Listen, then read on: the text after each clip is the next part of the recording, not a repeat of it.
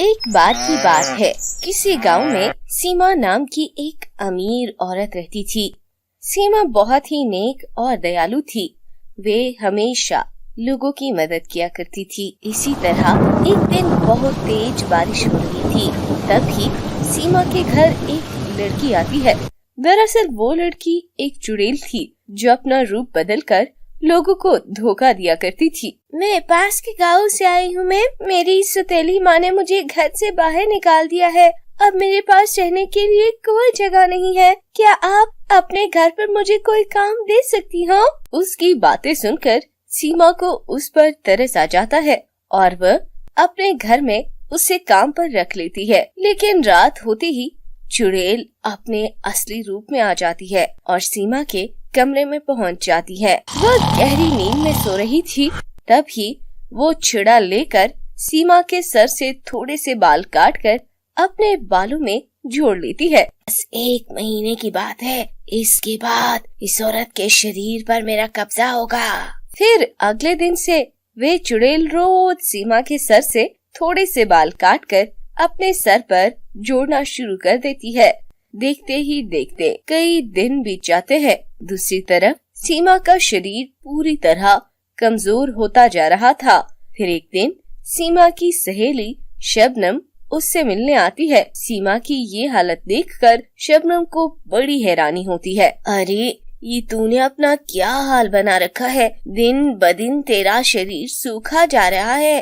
मेरी भी कुछ समझ में नहीं आ रहा। मैं रोज तो अच्छा खाना खाती हूँ, फिर भी मेरा शरीर दिन ब दिन कमजोर पड़ रहा है। देखो, मुझे तो लगता है तुझे कोई बड़ी खतरनाक बीमारी हो गई है। तू शहर जाकर किसी अच्छे डॉक्टर से अपना इलाज करवाओ, वरना अगर देर हो गई तो तुझे बहुत पछताना पड़ेगा। इतना कहकर शबनम वहाँ से चली जाती है। फिर अगले दिन सीमा शहर के डॉक्टर के पास अपना चेकअप करवाने पहुँच जाती है।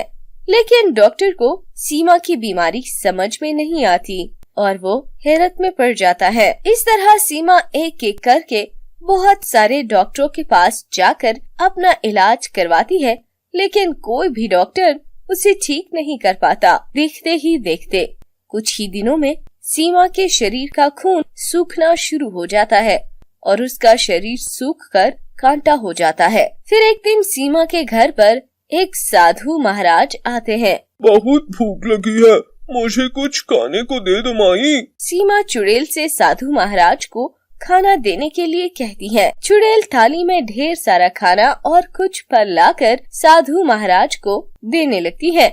जैसे ही साधु महाराज उस थाली को हाथ लगाते हैं कि तभी थाली में आग लग जाती है। यह देखकर सीमा घबरा जाती है। फिर साधु बिना कुछ खाए वहाँ से चले जाते हैं। अरे ये क्या हो रहा है सब? अचानक थाली में आग कैसे लग गई? मुझे नहीं पता मालकिन। कोई खतरनाक जादूगर था जो साधु का वेश बनाकर हमारे घर आया था। सीमा चुड़ैल की बात पर यकीन कर लेती है। फिर रात को खाना खाने के बाद सीमा अपने कमरे में सो रही थी। तभी हमेशा की तरह वे चुड़ैल सीमा के बाल काटने उसके कमरे में पहुंच जाती है। अब सिर्फ 2 दिन की बात है। 2 दिनों के बाद इस औरत के शरीर पर पूरी तरह मेरा कब्जा हो जाएगा। लेकिन तभी अचानक वहाँ पर साधु प्रकट हो जाता है और वे चुड़ैल को पकड़ लेता है। ये देखकर चुड़ैल घबरा जाती है। अरे रे, तू कहाँ से आ गया? मुझे छोड़ दो मुझे। क्यों चालाक चुड़ैल, तू क्या सोच रही थी? मैं तेरे असली रूप नहीं पहचान पाऊंगा। आज से तेरा खेल खत्म हो गया।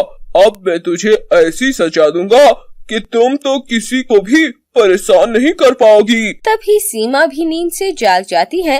अपनी नौकरानी को इस तरह चुड़ैल के रूप में देखकर वे बुरी तरह घबरा जाती है।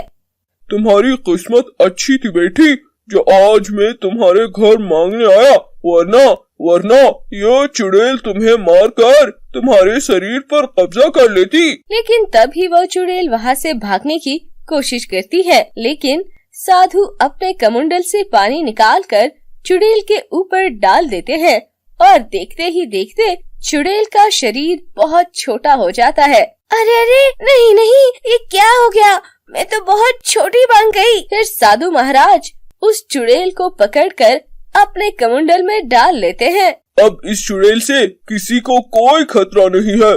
मैं इसे ले जाकर गहरे समुद्र के पानी में डुबाकर हमेशा के लिए खत्म कर दूंगा। इसके बाद साधु महाराज सीमा के गले में एक माला पहना देते हैं, जिसे पहनते ही सीमा पहले की तरह सेहतमंद हो जाती है। फिर साधु उस चुड़ैल को वहाँ से लेकर चले जाते हैं। इस तरह सब ठीक हो जाता है और सीमा फिर से हंसी खुशी अपनी जिंदगी जीने लगती हैं। तो फ्रेंड्स, कैसी लगी आपको हमारी आज की ये कहानी? हमें कमेंट्स में जरूर बताइए। और अगर आपको ये कहानी अच्छी लगी तो जरूर हमारे चैनल को लाइक, सब्सक्राइब और शेयर कर दें, ताकि हम इसी तरह की नई कहानियाँ आपके लिए लाते रहें और आप एंजॉय करते रहें।